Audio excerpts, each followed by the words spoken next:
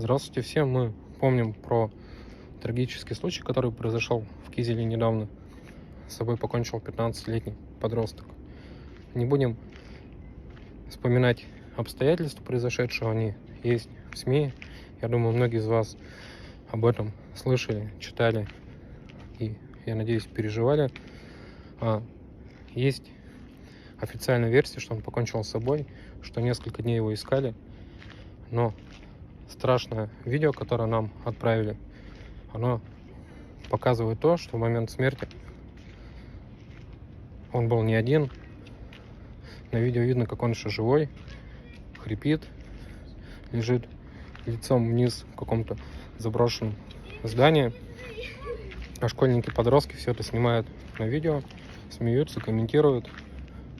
Никто не вызывает скорую, никто не предпринимает никаких действий, чтобы его спасти.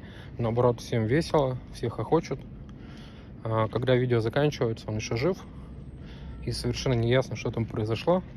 И почему это видео не прокомментировали в правоохранительных структурах, почему про него не говорили журналисты. То есть, возможно, обстоятельства смерти были какие-то другие.